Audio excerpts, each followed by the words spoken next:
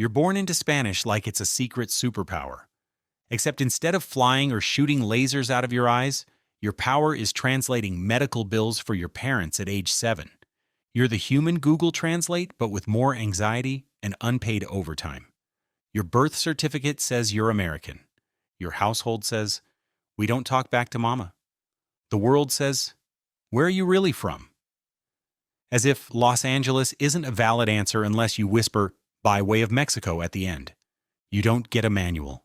You get novellas blaring in the living room, family parties that last until 3 a.m., and enough cultural guilt to fuel a telenovela plot twist. You grow up fast, not because you want to, but because everyone depends on you to figure out how to call the electric company when the lights go out. By 9, you're making doctor's appointments in perfect customer service English while your classmates are still trying to spell appointment. School doesn't know what to do with you. Your teacher mispronounces your name every single year, then asks if you have a nickname, like your identity is an inconvenience. They call your lunch interesting, while their kid eats cold spaghetti in a Tupperware. They send home letters about English-only classrooms while handing out Cinco de Mayo coloring sheets in May like they're doing you a favor. You learn early that you can't just be average. You have to be twice as polite, twice as hardworking, twice as invisible, because if you slip up, you're lazy, illegal, or probably in a gang. Your white classmate forgets their homework, and it's a rough day. You forget yours, and it's a pattern we should keep an eye on. You're bilingual, but it's never enough. Speak too much Spanish, and people assume you just hopped the border yesterday. Speak too much English, and suddenly you're whitewashed and forgetting your roots. Code switching becomes your cardio. Stores don't see you. They see your brown skin and send the security guard to browse right next to you. You walk into the mall with friends, and somehow you're the one getting asked if you can afford that. You walk out and wonder if they wrote down your license plate just in case. Police don't protect you, they watch you. You get pulled over and immediately wonder if the cop will be the kind who jokes about papers or the kind who just asks where you're really headed. Either way, your hands are at 10 and 2, your Spanish accent disappears, and your heartbeat sounds like a drumline. Everyone loves Hispanic culture until it comes with actual Hispanic people. They want your tacos, your music, your dances, your slang, just without the immigration debates or brown faces attached. White influencers discover agua fresca like they invented it, then sell it for $8 a cup in mason jars. But when you bring up racism, you're playing the victim.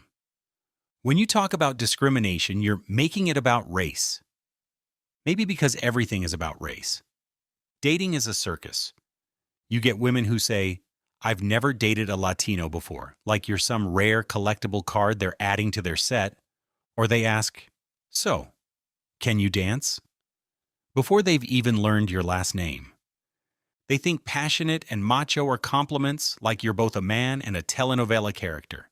They tell you you're not like other Mexicans, which is somehow supposed to make you swoon instead of roll your eyes. Representation? You grow up with TV shows where the only Hispanics are maids, gardeners, drug dealers, or the loud comedic sidekick. If a Hispanic character makes it past the pilot episode without dying or going to jail, it's a miracle. When we finally get a movie where we're the main characters, critics call it ethnic or niche, while another movie about white people in space is universal. Work is an obstacle course. You have to pronounce your name the American way so people can remember it.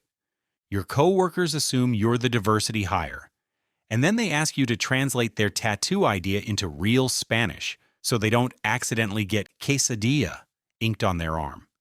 You bring homemade food, and the break room suddenly smells too strong. Meanwhile, Bob microwaves fish, and no one says a word. Speak up in a meeting and you're passionate, which is corporate code for angry.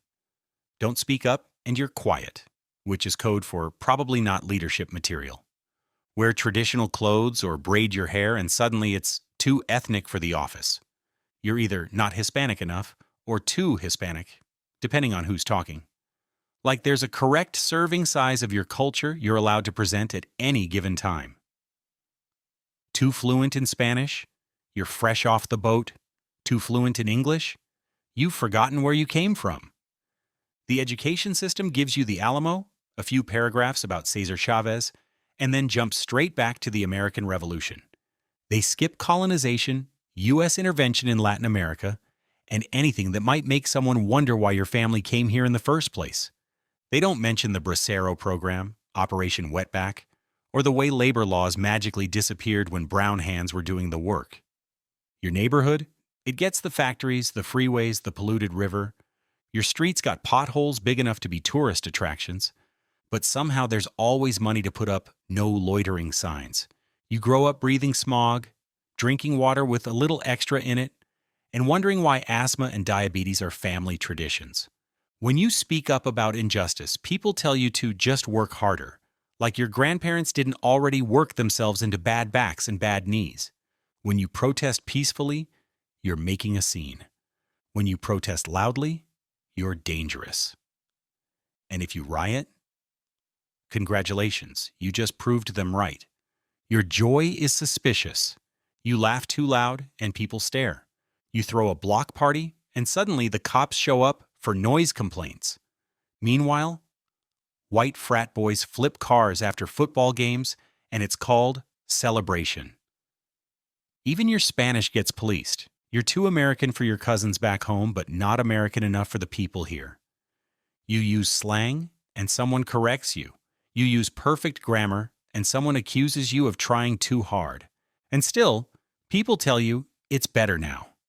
Better than what? Being lynched in public? Being called beaner without consequences? Better doesn't mean good. It doesn't mean fair. You get told to be grateful. For what? Surviving? For holding together two cultures while being fully accepted in neither? You're told not all white people are racist, like that erases the system stacked against you. You carry joy, like it's a rebellion. You throw the loudest parties because your people know how to celebrate in spite of everything. You cook for 30 when only 10 are coming, because food is how you keep your dignity intact. You speak Spanish with pride, knowing it's the same tongue your ancestors used before borders told them otherwise. But it still sucks sometimes. It sucks to be followed in a store. It sucks to have your accent mocked. It sucks to be told you're the good kind of Hispanic, as if that's a compliment. It sucks to be Hispanic sometimes, not because Hispanic culture is broken, but because the world is. And still, you show up, you laugh, you survive.